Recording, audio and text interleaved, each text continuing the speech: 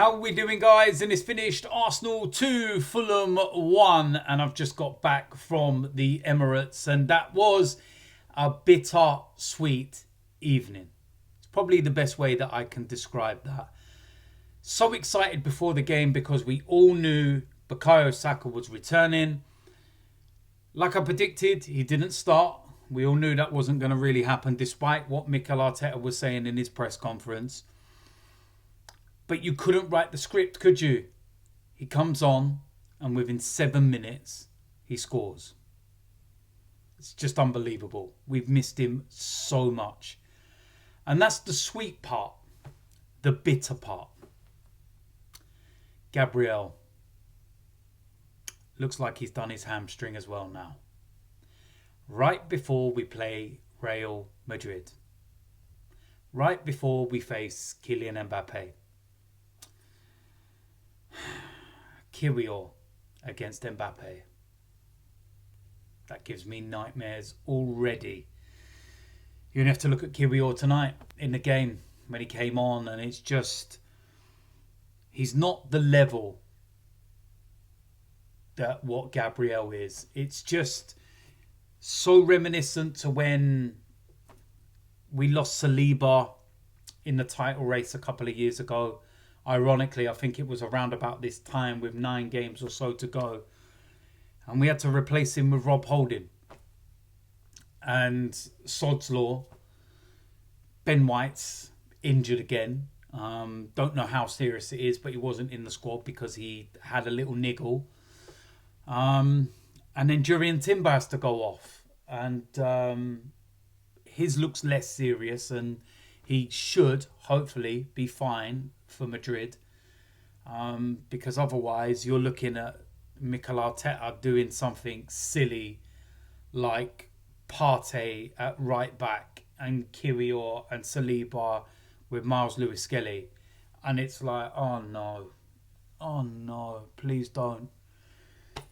And the reason why this game ended up being edgy in the last 2 minutes of injury time was because we'd lost control of the game for about 10-15 minutes before that anyway.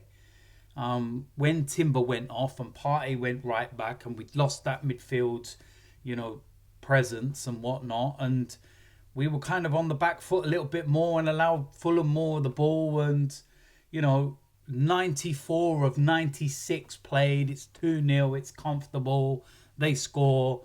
And then it's panic stations for a minute or so, and they get a corner and you're like, oh my word.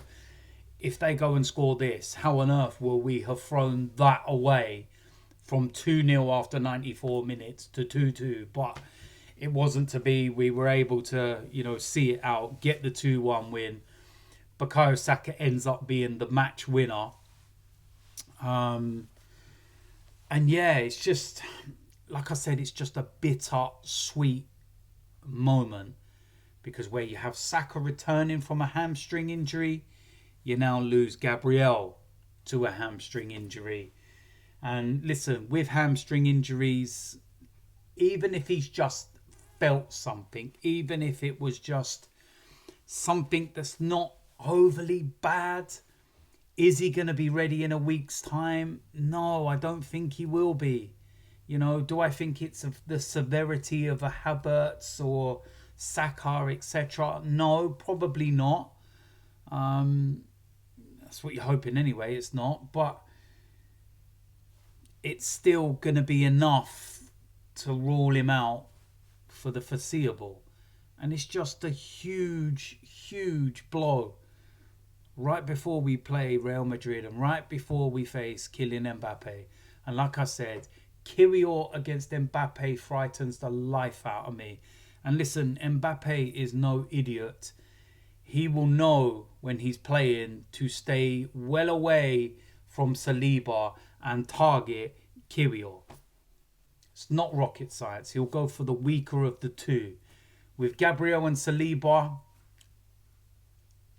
you know what I mean? There's no weaker of the two. You're going to have it tough whichever side you want to go against. With this, it's a big advantage to him now. And it's just such a you know, kick in the teeth. You just feel so happy that you're finally seeing, you know, Saka returning, and then you have this, and it just, oh man, it just kicks you when you're down, doesn't it? Or just as you feel like you're turning a corner, and then bang, it just, the injuries this season have absolutely hammered us, and they're key injuries to key players at key times for long periods. And again, we've got to ask the question, why so many hamstrings this season? Saka, Martinelli, Havertz, Gabriel. Oh, you've got to say, it's, you can't really blame the exertions of international football because he only played one game. He missed Brazil's second game because he was suspended, but he stayed, I believe, in Brazil for a bit longer because it was his daughter's birthday. I don't know whether, you know, the travelling back, I don't understand all the, you know, the time zones and what it could do to you and your body if you've not had the appropriate rest, or what, whether it's something that could have had an effect, and whether tonight could have been a game that he doesn't play and he's rested and plays against Everton. Oh, listen, it's just, it swings and roundabouts really at the end of the day. It's just, yeah, you don't know, do you? You know, hindsight's a wonderful thing, and if you'd known this before, you wouldn't play him, and it could end up going on Saturday, and so frustrating, so frustrating. But yeah, what will we do? What will we do if Timber's fit? I'm worried about him being moved in, and it kind of sorts out one sort of problem centrally because Kirill won't be there. But then you've then got the problem of the right back situation, and you're up against Vinicius, and then if it's Ben White, he's not 100%. He's not match ready. He can't go up against Vinicius. Come on, let's be real about it. And you're just thinking, oh, no, it's just... And the ironic thing is as well, is that Calafiori would have probably been good for that position, playing in what I believe is more his more suited position in that left centre-back role. But he's injured. Oh, such a bittersweet night. Well, listen, Saka's back. Gabriel, we'll have to wait and see. But it's a 2-1 win. For the moment, it's 9 points. Sounds better than 15, doesn't it? But it is what it is at the end of the day. So we move Everton on Saturday, and we'll see what happens. So listen, you know what to do. If you're new around here, hit the subscribe button.